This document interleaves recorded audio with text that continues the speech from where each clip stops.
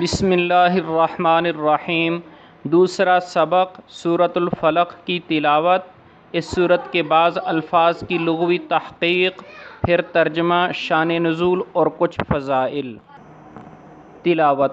اعوذ باللہ من الشیطان الرجیم، بسم اللہ الرحمن الرحیم۔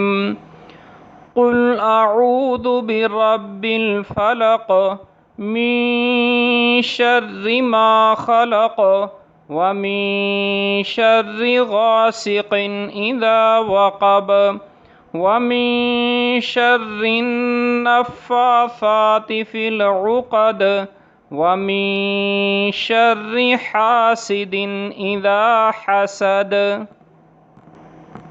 کچھ الفاظ کی لغوی تحقیق۔ رب کے معنی پالنے والا، ہر حال کی اصلاح کرنے والا۔ الفلق، فلق کے معنی صبح، لفظی معنی پھٹنے کے ہیں۔ اللہ تعالیٰ نے سورہ انعام میں اپنی صفت فالق الاصباح ارشاد فرمائی، صبح کو نکالنے والا۔ شر، علامہ ابن القیم رحمۃ اللہ علیہ نے لکھا ہے کہ لفظ شر دو چیزوں پر بولا جاتا ہے: وہ مصیبتیں جن سے براہ راست انسان کو تکلیف پہنچتی ہے، اور دوسری چیز مصیبتوں کے اسباب جیسے شرک۔ تمام معاصی، منکرات، گناہ کے کام شر کے مفہوم میں داخل ہیں۔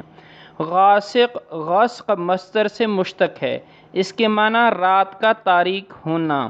حضرت ابن عباس، حسن، مجاہد رحمۃ اللہ علیہ نے اس کا معنی رات سے کیا ہے۔ وقب، وقب وقباً وقوباً مصدر سے مشتق ہے، اس کا معنی تاریکی پھیل جانا۔ نفاثات، نفس سے مشتق، معنی پھونک مارنا۔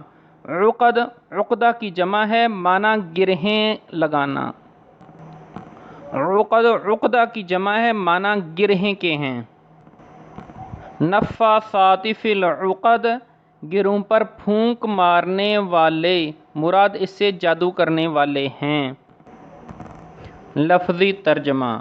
قل، آپ کہہ دیں، اعوذ، میں پناہ میں آیا، برب الفلق، صبح کے رب کی، من شر ما، ہر اس چیز کے شر سے، خلق، جس کو اس نے پیدا فرمایا، ومن شر غاسق، اور اندھیری رات کے شر سے، اذا وقب، جب وہ سمٹ آئے، ومن شر النفاثات، ان جانوں کے شر سے جو پھونک ماریں، فی العقد، گرہوں میں، ومن شر حاسد، اور حسد کرنے والے کے شر سے، اذا حسد، جب وہ حسد کرنے لگے۔ با محاورہ ترجمہ۔ آپ کہیے کہ میں صبح کے مالک کی پناہ لیتا ہوں تمام مخلوقات کے شر سے، اور اندھیری رات کے شر سے جب وہ رات آ جاوے، اور گرہوں پر پڑھ پڑھ کر پھونکنے والیوں کے شر سے، اور حسد کرنے والے کے شر سے جب وہ حسد کرنے لگے۔ حافظ ابن قیم رحمۃ اللہ علیہ نے سورۃ الفلق اور سورۃ الناس، ان دونوں سورتوں کی تفسیر یکجا لکھی ہے، ایک ہی جگہ لکھی ہے، کیونکہ دونوں صورتیں ایک ساتھ ایک ہی واقعہ میں نازل ہوئیں، اور دونوں صورتوں کا شان نزول ایک ہی ہے۔ شان نزول کسے کہتے ہیں، پہلے یہ سمجھ لیں۔ قرآن کریم کی آیتیں دو قسم کی ہیں۔ ایک تو وہ آیتیں ہیں جو اللہ تعالیٰ نے از خود نازل فرمائیں، کوئی خاص واقعہ یا کسی کا کوئی سوال وغیرہ ان کے نزول کا سبب نہیں بنا۔ دوسری آیات ایسی ہیں کہ جن کا نزول کسی خاص واقعے کی وجہ سے یا کسی سوال کے جواب میں ہوا، جسے ان آیتوں کا پس منظر مفسرین کی اصطلاح میں سبب نزول یا شان نزول کہتے ہیں۔ اب ان دونوں صورتوں کا شان نزول کیا ہے؟ اس کے ضمن میں تفسیر ابن کثیر میں کئی روایات کو جمع کیا ہے۔